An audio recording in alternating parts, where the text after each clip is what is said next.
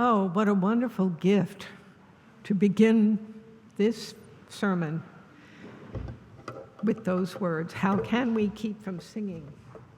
Actually, it can be hard to keep from singing these days.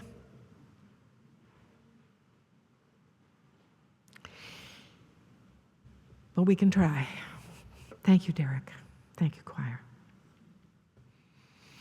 When you walk through a storm, keep your head up high and don't be afraid of the dark. At the end of a storm, there's a golden sky and the sweet silver song of a lark. Walk on through the wind, walk on through the rain, though your dreams be tossed and blown. Walk on with hope in your heart, and you'll never walk alone. I grew up with that song. If you're my age, then like me, you might have sung it everywhere and heard it everywhere.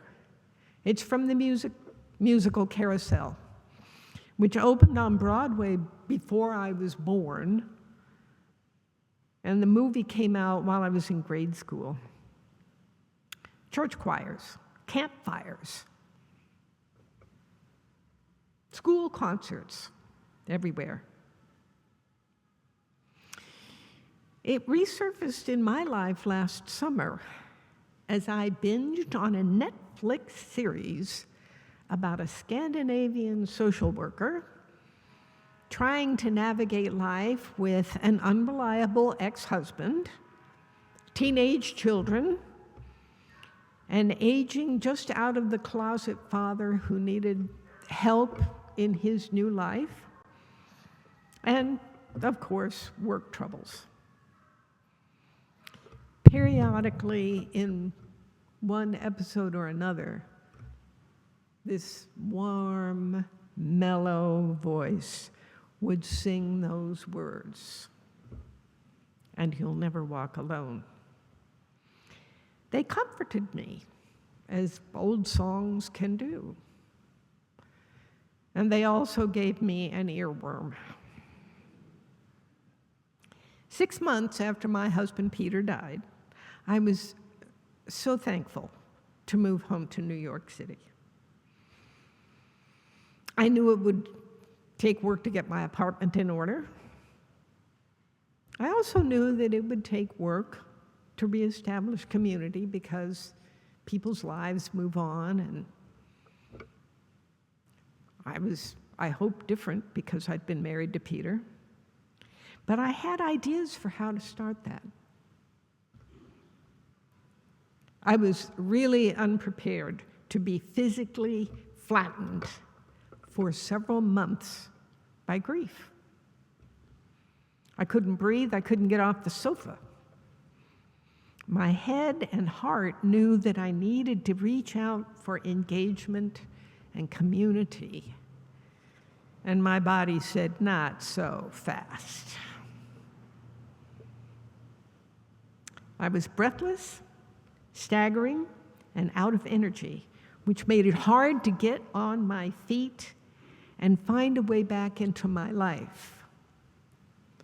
And so, the words of that song became a kind of prayer, asking God how to walk when I felt so alone and where to find hope. Well, about the walking, you might say that I had to lower my expectations. I stopped thinking about having people over for dinner and attending events. Instead, as I shopped for groceries, walked the dogs, took them to the vet, did laundry, changed light bulbs, washed dishes, and showed up for meetings, I actually said out loud, "This is me, Lord, walking on." And slowly, my range expanded. I have miles to go, but I'm still walking on. But hope was harder.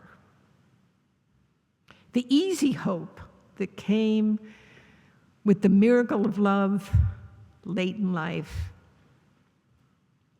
was gone.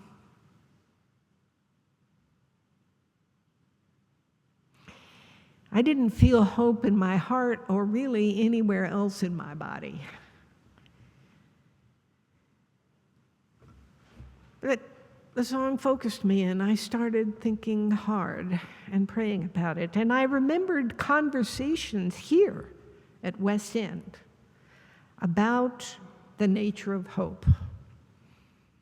We talked about whether it's a muscle, a gift, a character trait. Do some of us just have it and others not? If it is a gift, is it a gift from God or in our DNA or learned from our families? Can we be hopeless and faithful at the same time? If we don't feel hope, can we develop it? If our hope is fading, how do we prop it up? How do we strengthen it? There, of course, was not one conclusion, because hope takes so many forms, and those change. But at that time, a clear majority characterized hope as a discipline. A discipline like medicine or teaching or politics or governance or ministry or social work or my own first career, financial analysis. They all provide a mental or physical framework that we almost unconsciously call into action when we confront opportunities or crises. And disciplines can be learned, like cooking, or shooting baskets, or playing the piano, or the times table, or meditation, or how to pray. So I thought, what framework might hope provide? And where and how should I look for it? And how could I learn it? I don't know if you're familiar with the podcast Krista Tippett led for many years. It's called On Being. And towards the end, she had a series called The Hope Portal. I'm going to give you her words from one of the episodes, and I'm going to read them slowly because there's a lot packed into it. She invited us to practice hope as an act of imagination with real-world consequences. You want me to say it again, or did it make sense the first time? You want me to say it again? To practice hope as an act of imagination. So we have to imagine something different than what we're seeing with real-world consequences. So you don't just imagine it, but something changes. And she goes on to call that a muscular hope that refuses to accept given realities, you with me? And throws one's whole intelligence, creativity, and courage behind that insistent refusal. Are we there? Did it make sense?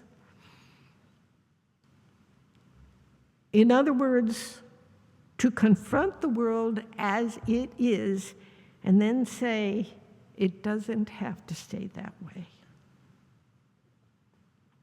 Muscular hope, therefore, looks for an opportunity to take action, whether large or small.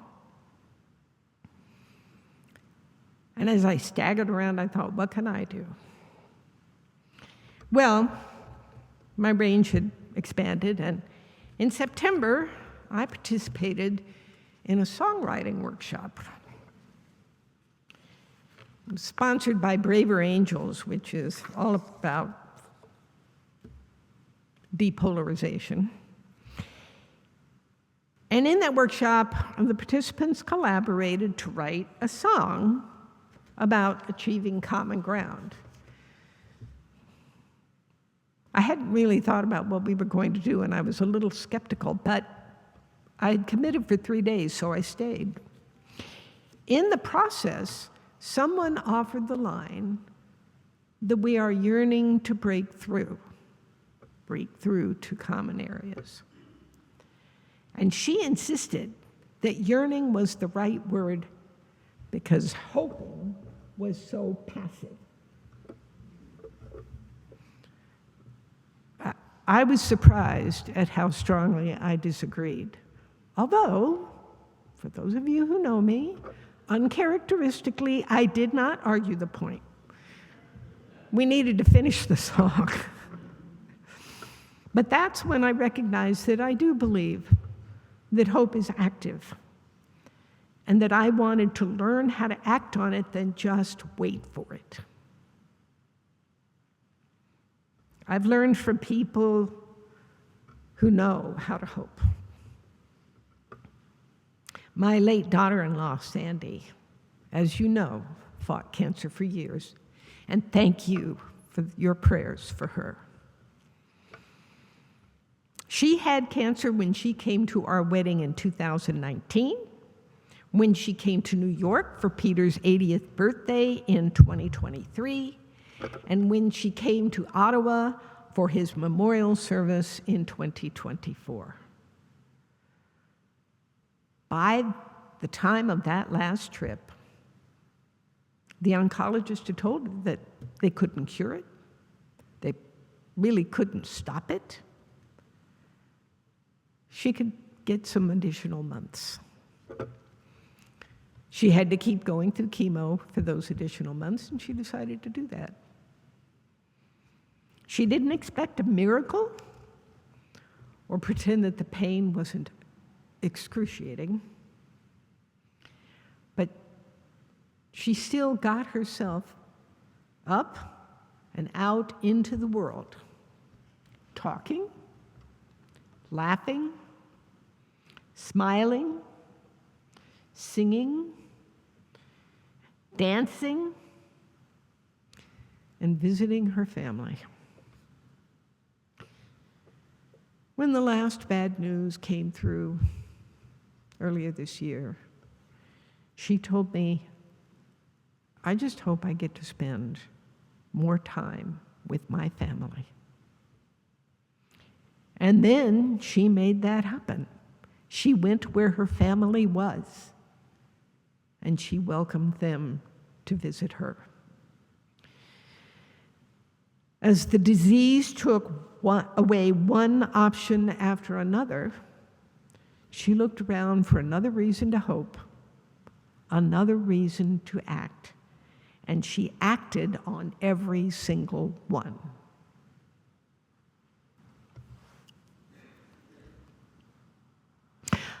I recently read about a concentration camp prisoner whose Nazi guard was sneering at him as he dug out the latrines. And when the guard said, "And where is your God now?" the story says that he responded, "Down here in the muck with me." Was that hope? Maybe. Maybe it kept him from giving up and dying. It was certainly faith. I have, through everything, believed that God is with me, was and is. I believed that and felt it strongly in my head. It was distressing to me that it wasn't making me stronger here and in my heart.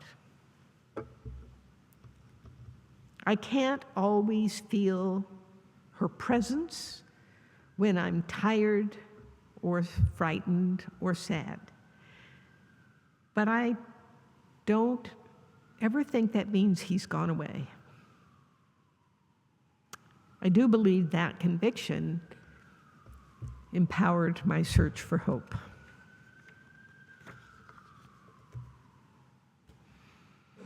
I think that we have to be willing to recognize and acknowledge hopeful signs. I think it's easy to let the bad news make us look away and despair. Last month, the New York Times reported that Oregon's Klamath River has been restored. So now, after 100 years, the salmon can once again swim up to their spawning grounds. They had disappeared from that river because dams built over the years had blocked that access. It took decades of coordinated, persistent effort by conservation wildlife, scientists, and the indigenous tribes to get those dams removed. That happened this last fall, but nobody was perfectly sure that the fish would return and could make it up the river. But within days, they were counting them in the headwaters. When I read that story, I felt a responsibility to hope. Now, there's no question that hoping is risky. And it's been hard for me a lot of my life because it involves accepting the possibility of disappointment. I used to say I'm good at endurance, I'm not so good at hope, because I don't like being disappointed. But I think I have to hope the way that Sandy hoped. If options disappear, I have to look around for something else. Something closer, more intimate, maybe something smaller, maybe something larger, which is a large enough enterprise with ambitious enough goals that I won't know if the work we've done is successful, if the outcome is what I hoped for. Something to make a difference for someone else. Probably I shouldn't have been surprised by how hopeful I have felt on the few occasions when I have been able to make a difference for someone lately. I haven't been feeling very powerful. Maybe it makes me feel less helpless to take action on another's behalf. I worry that I'll do the wrong thing. But I think we have to brace ourselves to make mistakes, to get it wrong, but to try anyway. Easy to say, scary to do. But, and this is, thank you, Tony, as John said to the Corinthians, love hopes all things. The Isaiah text is a statement of hope.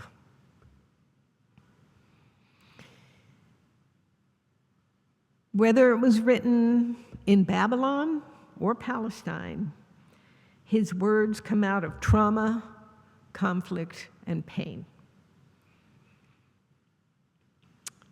Isaiah's prophecies are grounded in biblical Israel's great wound, their captivity in the land that became Iraq.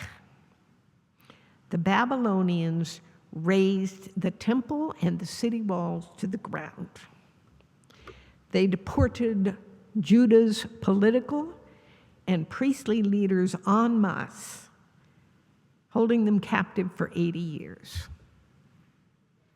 And when they returned, after more than 2, 3 generations, their homes and land were occupied by descendants of the hoi polloi, the people who weren't the elite, who were left behind. Surprise, surprise, that made for conflict over ownership and leadership, and there was conflict over whether and how to rebuild the walls.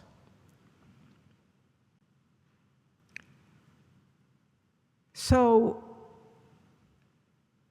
as they stood there among the rubble, hearing a prophecy that God would make all things new, that might have seemed delusional. He was going to make Jerusalem a place of peace and reconciliation. Really? Nevertheless, we know that the people who wanted to build, who were determined to build, prevailed, possibly inspired by hope. That took courage and persistence. It will take courage and persistence for all of us to rebuild. So,